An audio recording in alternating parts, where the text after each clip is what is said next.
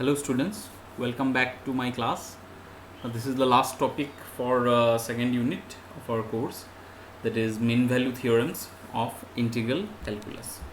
Okay, so there are a few theorems which we will be considering. So let us start.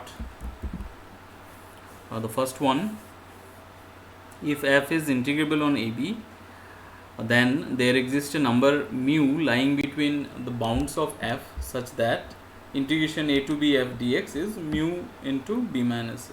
Okay. It's quite simple, the proof. So let m and small m and capital M be the infimum and supremum of f in the interval AB. Then fx lies between small m and capital M for every x inside AB, right?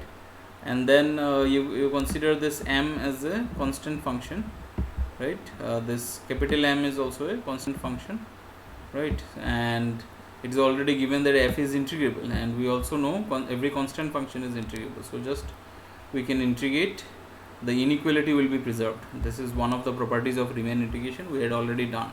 So integration a to b m dx will be less than or equal to integration of m to b fx dx less than or equal to a to b capital M dx. Okay, so ultimately this will be m times b minus a, this is capital M times b minus a, right?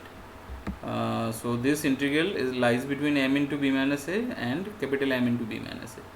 So you divide both sides by b minus a because b minus a is positive.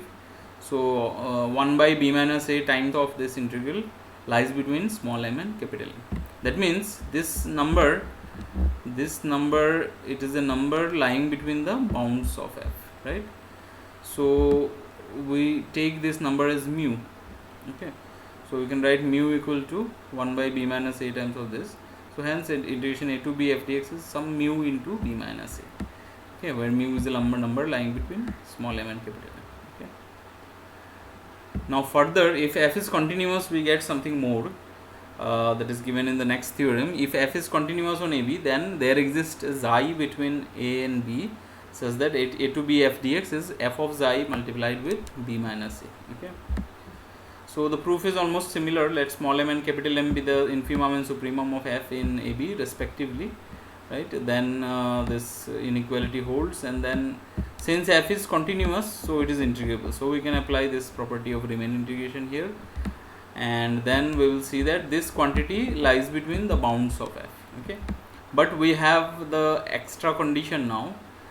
So this is a number lying between the bounds of f, and since f is continuous, so we have a theorem that a continuous function in a closed interval attains its bounds. Okay, it attains its bounds, right, at least once. So there exists some number xi which satisfies inside AB, which satisfies f of xi equal to 1 by b minus a into a to b f dx. Okay, a continuous function in a closed interval attains every value between its bounds at least once. Okay, that is the thing, attains every value between its bounds. So 1 by b minus a times of a to b f dx is a value lying between the bounds, so it will be attained at some point in the interval. Okay, so that is how we have proved this. And another theorem which is also similar, if f and g are integrable on AB and g keeps the same sign over AB, then there exists a number mu lying between the bounds of f such that integration a to b f g dx is mu times integration a to b g dx. Okay, so a slight modification. Let small m and capital M be the infimum and supremum of f, then we have this inequality. Now gx is a function which keeps the same sign, so either gx is positive in the whole interval, or it is negative in the whole interval, or non-positive in the whole interval, right? So if gx is strictly greater than 0 for all x in AB, then m into gx, so we can multiply all sides of this inequality by gx, so we will get this. But we already have f and g are integrable, so their product is also integrable, so we can apply this integrability property here. The inequality will hold. Okay, it will the inequality will be preserved, right? So we have m into this is less than or equal to this, less than or equal to capital M into this. Okay, and since gx is greater than 0, for all x in AB. So we have integration a to b gx dx is also strictly greater than 0. Hence one gives that m this quantity lies between small m and capital M. Okay. So hence this by this equal to mu, where mu lies between small m and capital M. So integration a to b f g dx can be written as mu into a to b g dx. Okay. Further, if f is continuous, we can replace this mu by f of xi. Okay, that can be done. Right. So another case was left. If gx is less than or equal to 0, then what will happen? Just if we multiply by gx, the inequality will get reversed. Okay. So ultimately we will have capital M into this is less than or equal to a to b f g dx less than or equal to small m into this. Now there are two possibilities. Gx is less than or equal to 0. Since gx is less than or equal to 0, by property of Riemann integration, integration a to b f gx dx is less than or equal to 0. So now there are two conditions. If integration is 0, then what happens? And if integration is less than 0, then what happens? Okay. So if the integral is 0, then from in equation 2 you see that the middle expression should be 0, right? So integration, because on both sides on both the extremes you are getting 0, right? So the expression in the middle has to be 0. So integration a to b f g dx is 0, and 0 can be written as fa multiplied with integration a to b gx dx. Okay, so fa is a number which lies between the bounds of f.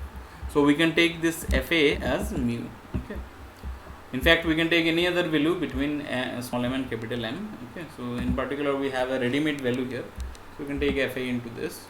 So ultimately we have shown that integration a to b f g dx can be written as some number mu into a to b g dx, because integration a to b g dx is 0, right? So that was a trivial case. The other non-trivial case is if a to b f g dx is strictly less than 0, then what happens? In equation 2 will give, if we divide both sides by this integration a to b g dx, the inequality will get reversed. Okay, earlier it was less than, this will become greater than. Okay, so ultimately we got that this number lies between the bounds. This number lies between the bounds of f. Okay, so small m and capital M.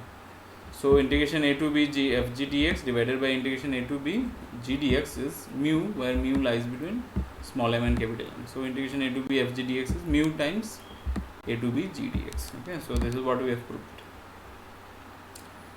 Some problems I will also discuss. I'll give you actually some more problems in the very next lecture. All of you should try it. Okay, try solving this. So some examples I have given here. Examples of solving problems using the theorems that we have already learned to determine whether f is Riemann integrable, where fx is 1 by x plus 1. Okay, so we see that this function is actually continuous in the interval 0 1, so it's Riemann integrable. Okay, every continuous function is Riemann integrable. We have already done that. Mod of x minus 4, that is also a continuous function in the interval 0 1, so it's Riemann integrable. What about this fx equal to 1 by x minus 1 if x not equal to 1, 0 if x equal to 1 in the interval 0 1. This function is not bounded. Okay, so it's not Riemann integrable, because for Riemann integrability we need a bounded function. Okay, or for this Darboux integrability, and boundedness also follows from the Riemann's definition. Okay, so if a function is not bounded, it cannot be Riemann integrable, right? Okay. Another problem, say this is for the mean value theorem that we have done, that fx equal to x square for all x belongs to a1 to 4. Find a point xi inside a1 to 4 such that this happens. Okay, so it's very simple. Just evaluate this, and so xi comes out to be square root of 7. Okay, so some more problems I'll share it with you in the very next lecture, and please try and please go through these problems. Okay, in the next lecture or within the next 2 lectures we will be starting with improper integrals. Okay, thank you.